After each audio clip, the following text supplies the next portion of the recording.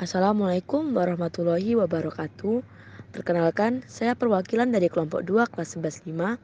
Kali ini kami akan membahas materi pembelajaran PPKN yang berjudul Negara Kesatuan Republik Indonesia. Adapun nama-nama anggotanya yaitu Anindya Ayu Azhara, Salsabila Rahmadani, Farisa Ananda, Ulfia Safa Azhara, Okta Nurani, Muhammad Fadio dan Ali, Wilbert Rizky Triputra Widodo, dan saya sendiri Salsabila Suci Agustina.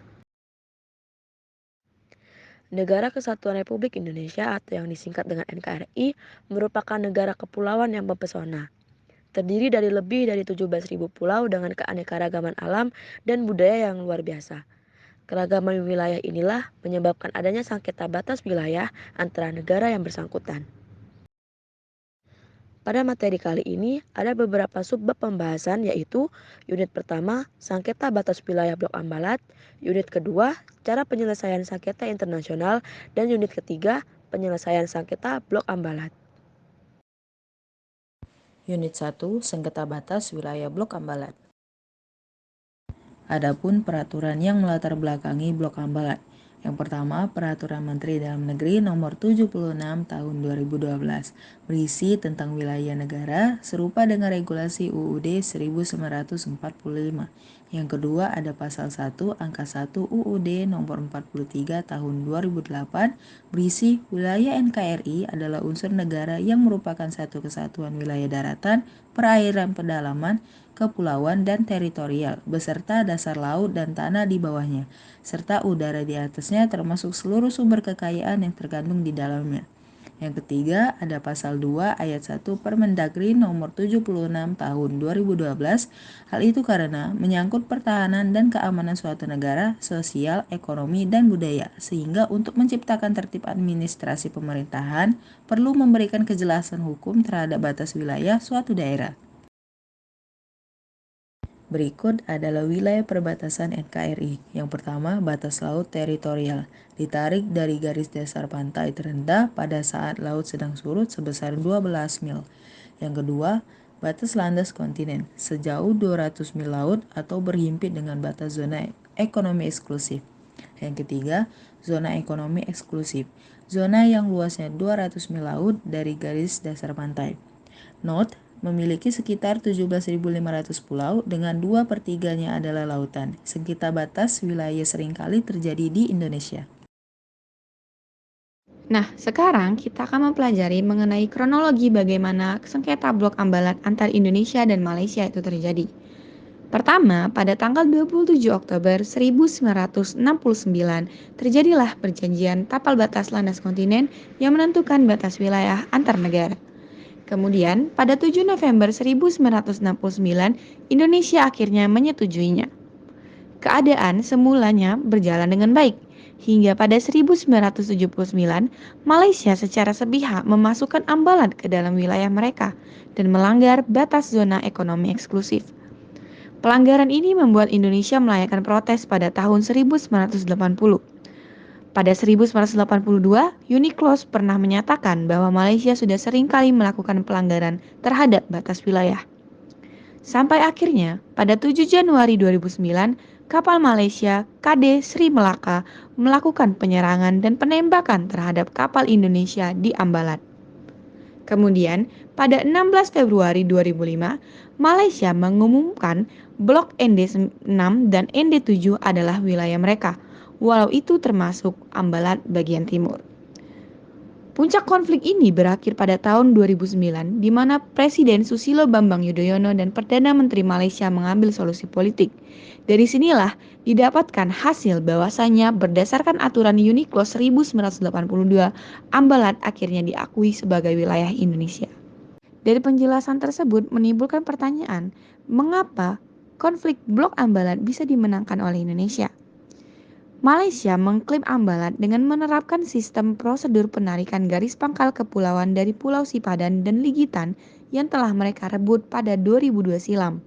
Akan tetapi, klaim tersebut bertentangan dengan UNICLOS 1982, di mana dalam pasalnya menyebutkan bahwa garis pangkal penentuan wilayah Indonesia ditarik dari wilayah kepulauan terluar, Sementara Malaysia bukanlah wilayah kepulauan dan hanya diperbolehkan menarik pangkal biasa bukan pangkal laut dari Sipadan dan Ligitan. Sehingga berdasarkan aturan tersebut, Blok Ambalat akhirnya kembali ke tangan Indonesia. Selain sengketa Blok Ambalat, tercatat sebanyak 475 kali pelanggaran telah dilakukan oleh Malaysia. Sebelumnya, tindakan Malaysia memasukkan Ambalat ke dalam wilayahnya menyebabkan beberapa negara seperti Inggris, Cina, Thailand, Vietnam, dan lainnya melayangkan protes. Berikut ini adalah pelanggaran yang dilakukan oleh Malaysia. Pertama, pada tahun 2005 tercatat 38 kali pelanggaran. Kedua, pada tahun 2006 tercatat 62 kali pelanggaran. Tahun 2007 terdapat 143 kali pelanggaran. Tahun 2008 terdapat 104 kali pelanggaran. Tahun 2009 terdapat 25 kali pelanggaran. Tahun 2010 44 kali pelanggaran. Tahun 2011 24 kali pelanggaran. Dan pada akhirnya pada tahun 2012 terdapat 35 kali pelanggaran. Contoh lain sengketa batas wilayah yaitu yang pertama, sengketa Sipadan dan Ligitan, Indonesia dan Malaysia. Sengketa atas Pulau Sipadan dan Ligitan antara Indonesia dan Malaysia terjadi sejak 1967. Hingga akhirnya pada tahun 2002, Mahkamah Internasional memutuskan bahwa kepemilikan Pulau Sipadan dan Ligitan jatuh pada Malaysia. Yang kedua, sengketa Pulau Sebatik, Indonesia dan Malaysia. Wilayah utara Pulau Sebatik merupakan milik Malaysia, sedangkan wilayah selatan dimiliki Indonesia. Di pulau ini tidak ada borderline yang jelas. Kondisi ini menyebabkan banyak warga dua negara yang hilir mudik melintasi batas kedua negara setiap harinya. Sengketa perairan Natuna, Indonesia, Cina, dan Malaysia. Klaim atas wilayah perairan Natuna pernah dilakukan oleh Cina dan Malaysia. Terbaru, akhir tahun 2001, Cina menuntut Indonesia untuk menghentikan kegiatan pengeboran minyak dan gas alam di perairan Natuna karena diklaim miliknya. Dan yang keempat, sengketa perbatasan Timur Leste, Indonesia dan Timor Leste. Timur Leste terdapat distrik Okusi yang merupakan enklave, yakni bagian dari suatu wilayah negara yang dikelilingi wilayah negara lain. Letaknya yang dikelilingi wilayah Indonesia, tepatnya di Provinsi Nusa Tenggara Timur, membuat warga Okusi yang ingin menuju Timor Leste atau negara induknya harus melewati wilayah Indonesia. Unit 2, cara-cara penyelesaian sengketa internasional secara damai. Penyelesaian sengketa secara damai, pertama dengan negosiasi. Model penyelesaian negosiasi tidak perlu melibatkan pihak ketiga, melainkan fokus pada diskusi tentang hal-hal yang menjadi persoalan oleh pihak terkait. Perbedaan persepsi yang terjadi antar kedua belah pihak akan memperoleh jalan keluar dan memungkinkan mudah untuk dipecahkan.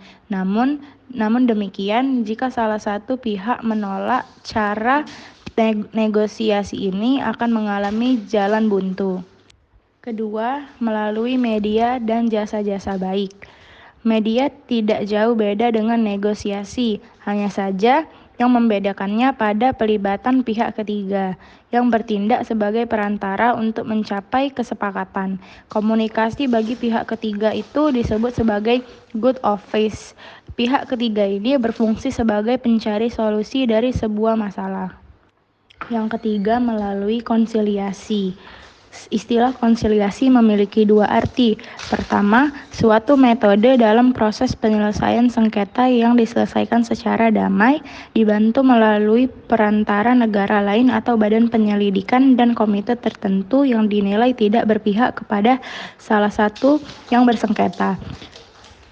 Kedua, suatu metode penyelesaian konflik yang dilakukan dengan cara menyerahkannya kepada sebuah komite untuk membuat semacam laporan investigasi dan membuat usul penyelesaian kepada pihak yang bertikai. 4. Penyelidikan. Pada 18 Desember 1967, PBB mengeluarkan resolusi kepada anggota-anggotanya dalam proses penyelesaian sengketa internasional. Perlu metode Veno disebutnya sebagai fact-finding atau pencarian fakta. Metode ini meniscayakan penyelidikan yang dilakukan oleh sebuah badan atau komisi yang didirikan secara khusus untuk terlibat aktif dalam proses pengumpulan bukti-bukti dan permasalahan yang dianggap menjadi pangkal sengketa.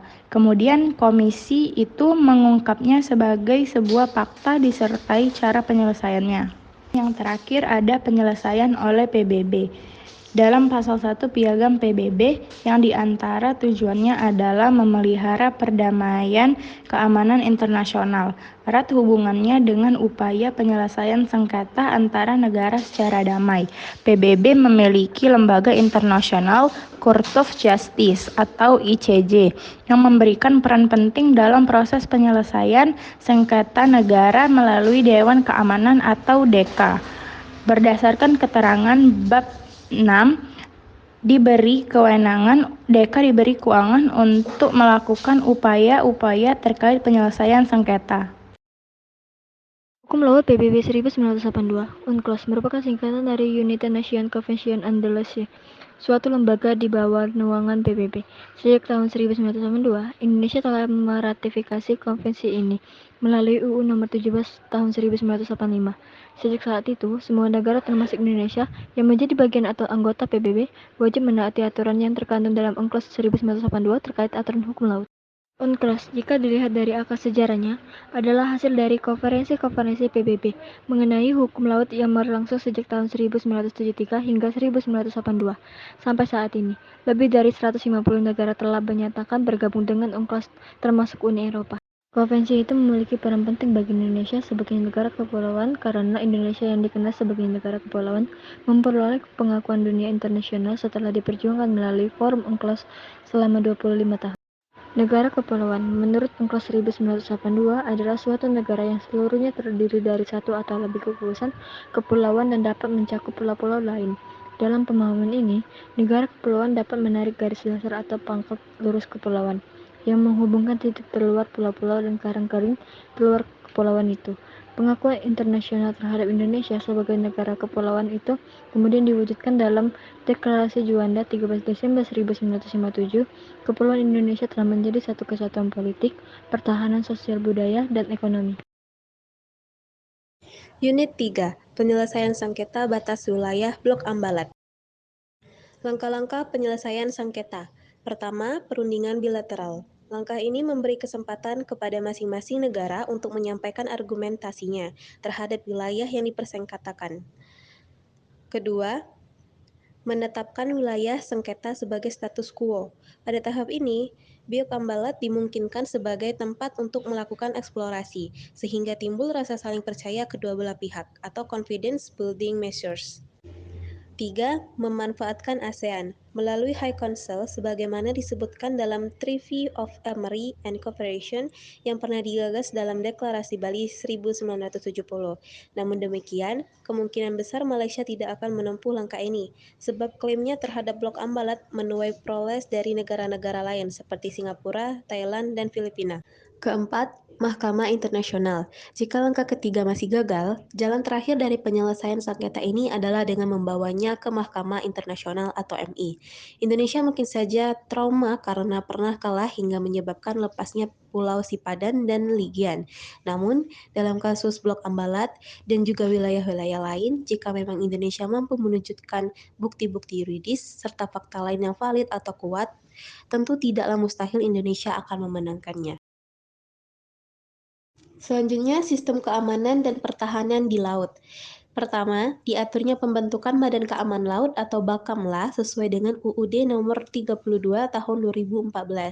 Kedua, mengatur pembelian kapal dan kelengkapan senjata yang dibutuhkan.